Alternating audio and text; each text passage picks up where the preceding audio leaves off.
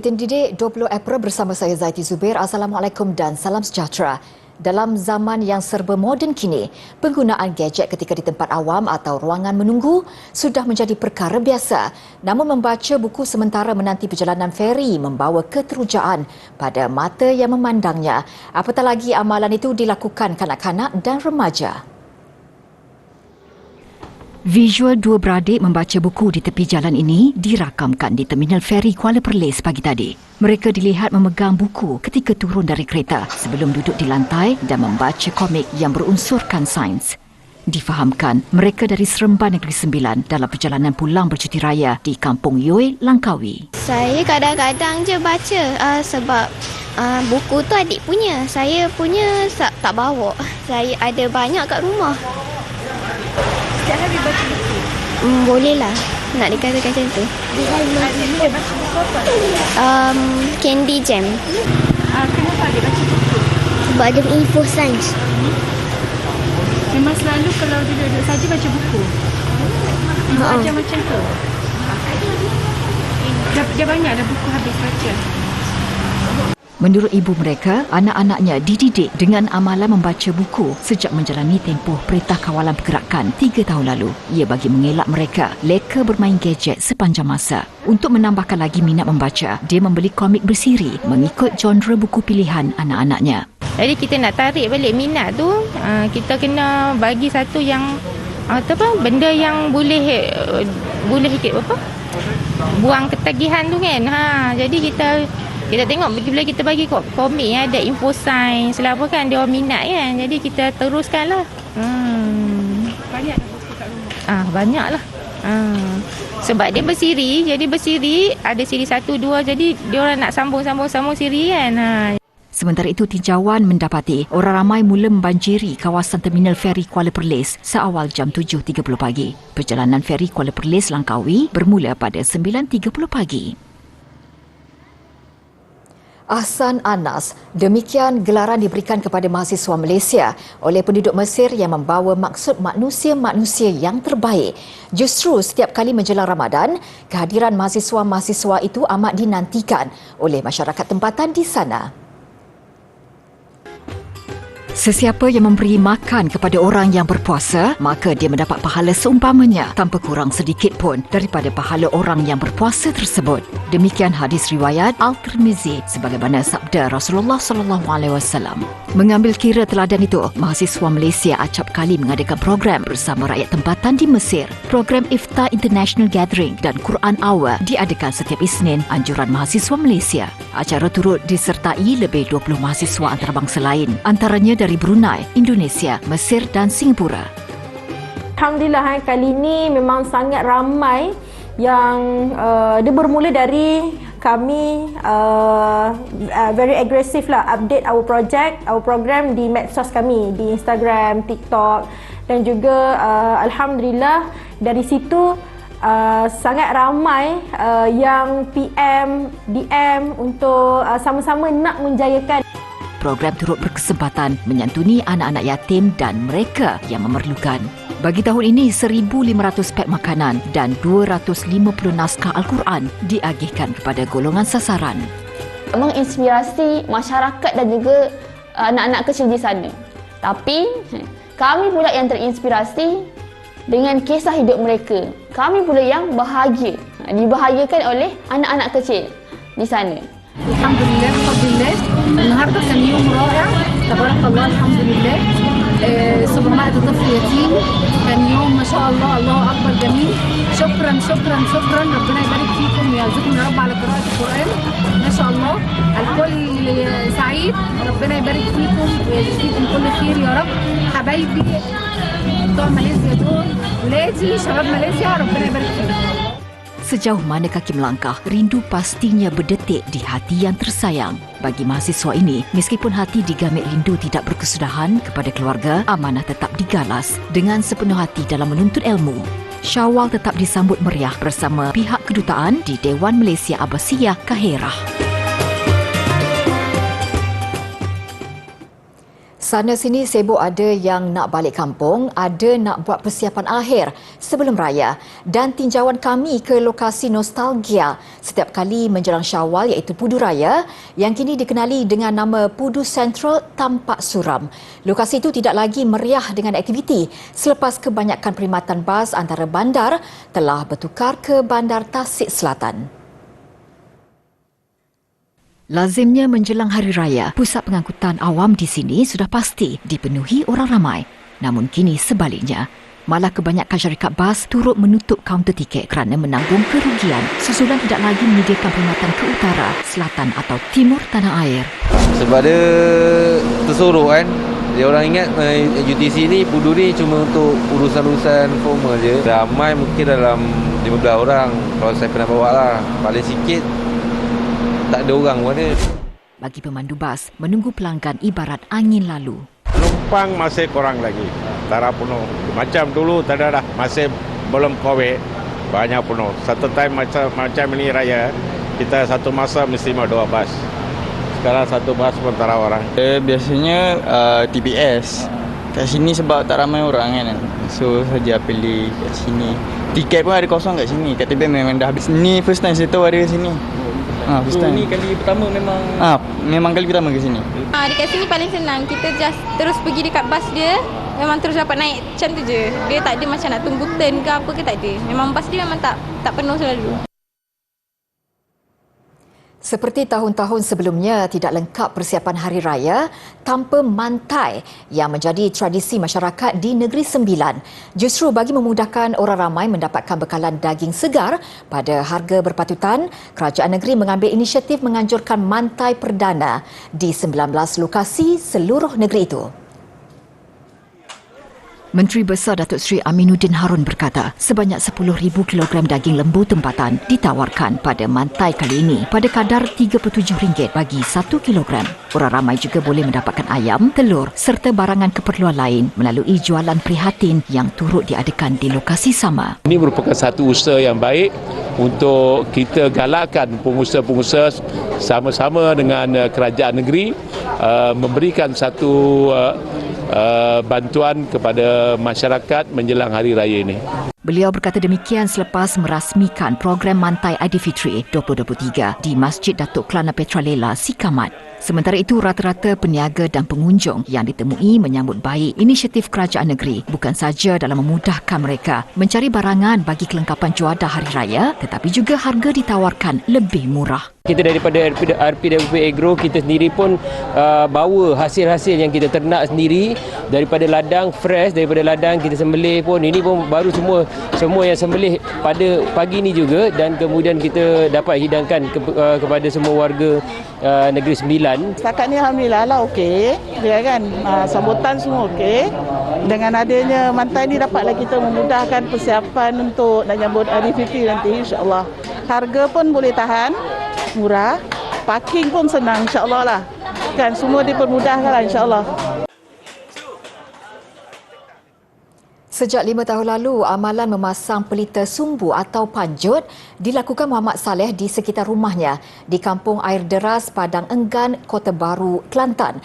Bersempena dengan malam 7 likur, Muhammad mengarahkan keluarga dan rakan terdekatnya untuk mencari buluh di sekeliling rumah yang dibinanya sejak 2017 dengan konsep tradisional untuk dijadikan panjut. Dia berkata amalan itu dilakukan pada 10 malam terakhir menjelang Aidilfitri bagi mengimbau nostalgia dahulu kala dan lebih menarik ke semua mereka tampil dengan busana tradisional bagi membawa aura di zaman silam. Dalam masyarakat Melayu, sudah menjadi kebiasaan sambutan raya kita memasang pelita sumbu atau panjut untuk memeriahkan suasana. Kelainan yang dibuat adalah tidak membeli kelengkapan panjut itu, sebaliknya mencari sendiri di hutan sekitar rumah seperti orang zaman dahulu yang tiada kemudahan seperti hari ini. Biasanya kita membesar dalam suasana perkampungan atau rumah Melayu dulu. Biasa yang peringkat 40-an, 30-an pernah berpengalaman atau ada memori duduk di dalam rumah ini.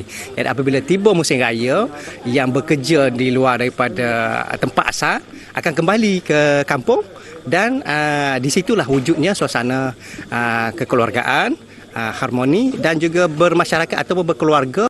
Mencintai seni tradisional, tidak hairanlah premis yang memuatkan rumah penginapan untuknya 5 beranak serta 2 rumah tamu turut dibina dengan seni bina tradisional serta penuh dengan barangan antik.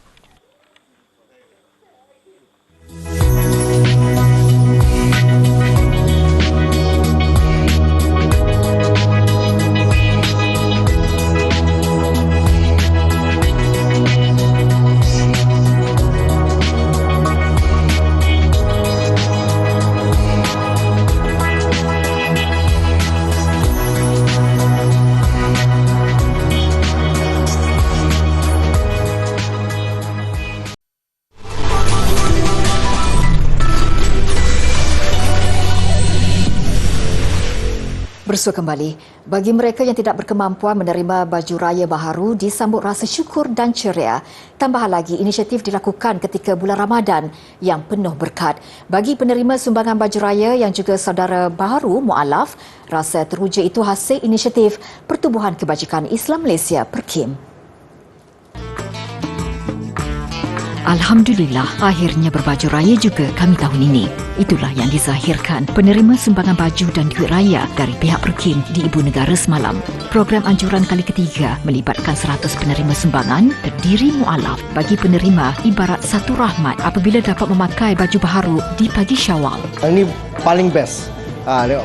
Dekat PERKIM ni dapat macam ni, baju raya ni semua betul-betul happy kerana first time saya dapat sumbangan baju raya dan saya terlalu gembira. Sebab saya sendiri sekarang tak ada kawan-kawan Islam ke keluarga Islam.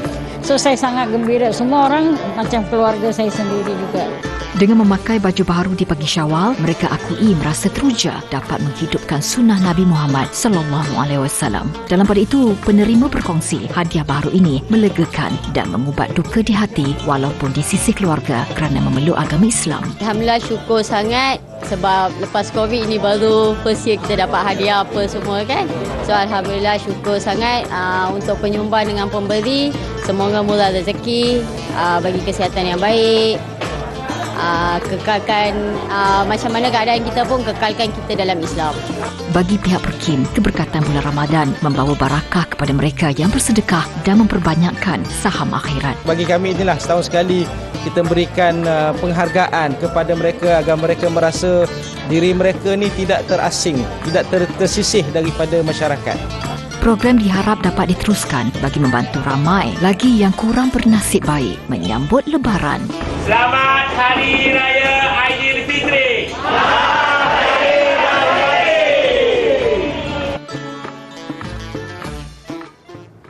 Dengan objektif menyemarakkan lagi sambutan Aidilfitri tahun ini, Media Prima berhad menerusi kolaborasi TV3 dan platform penstreaman video tonton meraikan penumpang bas sempena kempen balik kampung bersama. Sebanyak 200 beg cenderahati diberikan kepada mereka yang ingin pulang ke kampung di Terminal Bas Hentian Duta, Kuala Lumpur. Selari dengan kempen Ramadan Raya Media Prima, Seindah Kasih, pengurus pemasaran tonton Ali Iskandar Othman berharap barangan yang diserahkan itu mampu menceriakan penumpang dalam perjalanan balik ke kampung masing-masing. Kami sudah menyediakan satu goodies bag yang ada banyak barang dan salah satunya ialah satu bulan langganan kepada tonton untuk 1 bulan percuma, dan kami telah menjemput ramai artis dan influencer untuk memeriahkan suasana di sini. Kami berharap yang kami akan dapat buat lagi banyak ini, mungkin di lebih lokasi dengan menjemput lagi ramai orang, dan ada lebih banyak barangan untuk diberi untuk memeriahkan suasana balik kampung lah. Sementara itu, seorang penumpang bas Muhammad Zulfazli turut berkongsi keterujaan untuk pulang ke kampung halaman bagi meraihkan Aidilfitri dengan keluarga tersayang.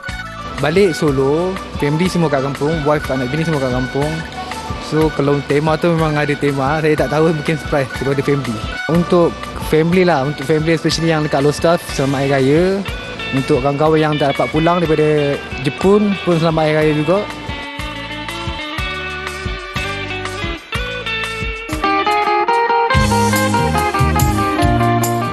Kami warga SK Tangkap Laut Perlis mengucapkan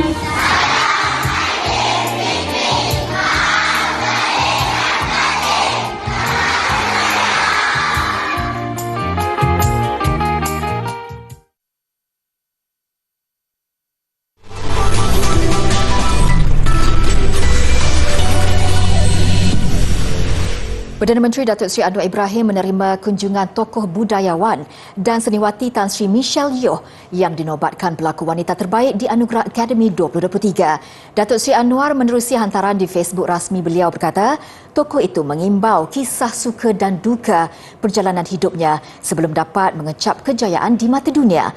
Tambah beliau, seniwati itu juga menitip pesan kejayaan merangkul anugerah Oscar itu cukup bermakna bagi dirinya, keluarga dan seluruh rakyat Malaysia. Datuk Seri Anwar menyifatkan pencapaian Tan Sri Michelle itu berjaya mengangkat nama negara di persada antarabangsa. Beliau turut mengucapkan selamat maju jaya dan terus beroleh kejayaan kepada pelakon Everything Everywhere All at Once itu.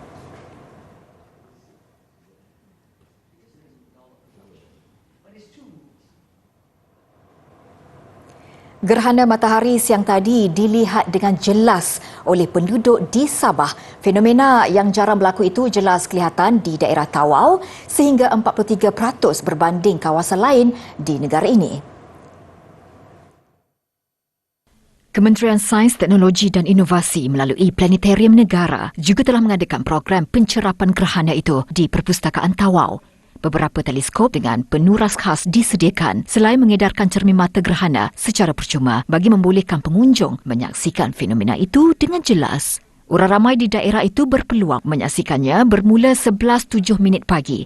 Gerhana mencapai tahap maksimum pada jam 12.29 tengah hari apabila separuh matahari tertutup sebelum tamat sepenuhnya pada jam 1.52 tengah hari.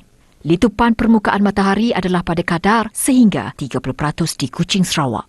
Manakala di Kota Kinabalu, Sabah 34% dan yang tertinggi 43% di Tawau. Cuaca juga baik dan semua mereka yang datang ke Perpustakaan Tawau dapat menyaksikan bermulanya gerhana matahari separa dan kita sedang menunggu sekarang ni menanti untuk gerhana matahari separa mencapai maksimum iaitu 42 atau 43 darjah. 43% di mana hampir separuh matahari akan tertutup di Tawau ini. Gerhana matahari ini berlaku anggaran sekali setiap dekad di mana kedua-dua jarak bulan dan matahari dengan bumi perlu berada pada kedudukan spesifik bagi membolehkan ia berlaku dengan beberapa kriteria. Di Australia, penduduk dan pelancong sangat teruja untuk menyaksikan gerhana matahari hybrid yang jarang berlaku. Fenomena itu menarik ribuan orang termasuk peminat serta pakar astronomi dari seluruh dunia yang mengembara ke Exmouth, kira-kira 1,200 km dari Perth. Detik yang dinantikan, orang ramai bersorak apabila matahari terhalang sepenuhnya yang berlangsung selama 58 saat pada 11.29 pagi waktu tempatan. Serentak itu, bandar Exmouth berada dalam kegelapan dan suhu juga menurun. Meskipun berlaku kira-kira seminit, keseluruhan gerhana penuh mengambil masa lebih 3 jam. Peter Butley memandu selama 15 jam dari Perth bersama anak-anak dan bapanya untuk menikmati bersama saat istimewa itu. Well, it was their first eclipse ever, so a rather special moment and obviously the first time that we've all been together to see something like that, and it was a hard sell at the beginning because I told them that it would only be for like a minute and that it was going to take us 15 hours to get here, but it was probably the most exciting minute that we've had for a long time, I think. Keindahan fenomena itu juga menyebabkan seorang lelaki dari Jepun menangis terharu dan teruja. Oh, incredible. Just incredible. It's my second one. I hope I'm still around for the third one. No, beautiful. Yeah, absolutely amazing. Definitely. Someone turned the lights out and turned them back on again. How good was that? That was amazing. Gerhana matahari hybrid hanya berlaku 7 kali pada abad ke-21 iaitu pada 2013, 2023, 2031, 2049, 2050 dan 2067. Anggota kumpulan K-pop Astro Mubin meninggal dunia pada usia 25 tahun. Perkara itu disahkan agensi pengurusannya Fentagio awal hari ini. Punca sebenar kematian Mubin akan ditentukan menerusi proses bedah siasat. Berdasarkan laporan polis, Mubin ditemui meninggal dunia di kediamannya di Gangnam Seoul malam semalam. Terdahulu pengurus Mubin gagal menghubungi penyanyi itu menyebabkan dia ke rumah penyanyi berkenaan. Pemergian mobil ini agak mengejutkan kerana dia baru membuat kemunculan semula bersama seorang lagi anggota Astro, Sanha. Mereka berdua dijadual beraksi di Dream Concert pada 27 Mei ini bersama artis-artis lain. Susulan berita kematian itu, industri K-pop turut bergabung. Beberapa program hiburan bersiaran mengikut protokol tertentu, malah ada juga yang dibatalkan. Dalam kalangan artis pula, ada yang menangguhkan promosi muzik masing-masing untuk beberapa hari.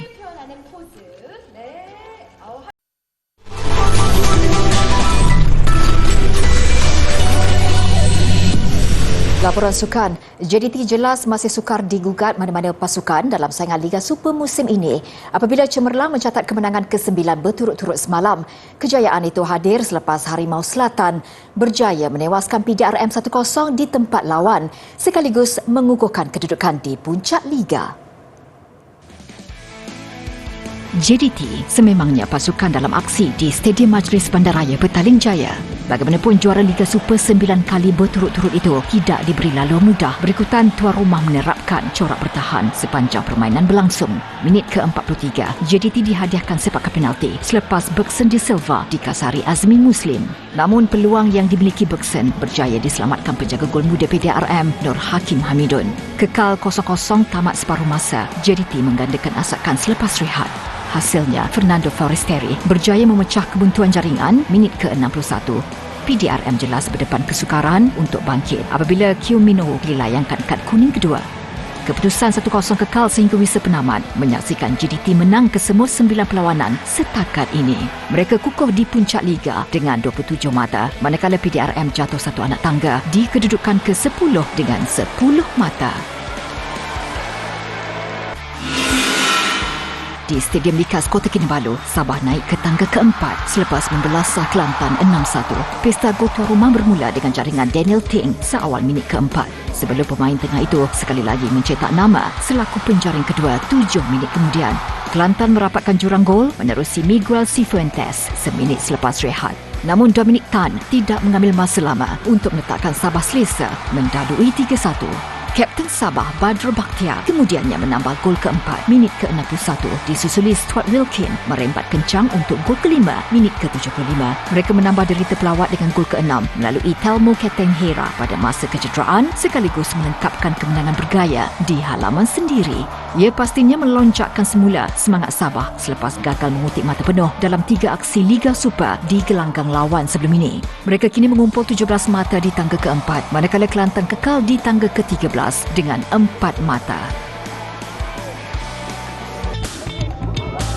Di Ipoh, Perak dan Negeri Sembilan terpaksa akur berkongsi satu mata selepas terikat satu sama. Segalanya nampak memihak Perak kendalian Datuk Lim Tiong Kim apabila membuka tirai jaringan seawal minit ketiga menerusi penyudah Muhammad Alif Zikri Zainal Anwar. Bagaimanapun bersambung babak kedua, Syahrir Fikri Mat Fauzi berjaya menyamakan kedudukan buat pelawat minit ke-70. Hasrat tuan rumah untuk melakar kemenangan kedua musim ini tidak kesampaian apabila keputusan satu sama kekal sehingga wisa penamat. Satu mata yang diraih menyaksikan skuad bimbingan K. Devon naik satu anak tangga untuk berada di tangga ke-9 dengan 10 mata. Manakala Perak kekal di tangga ke-11 dengan 6 mata. Video muzik rasmi lagu Seindah Kasih nyanyian Akmal Ramdan dan Bil Musa mengakhiri Buletin Didik. Saya Zaiti Zubir, salam hormat dan kita jumpa lagi. Seindah kasih menerangi waktu pagi, berhias cantik berseri hari ini. Seindah kasih menerangi waktu pagi, kau sungguh cantik berseri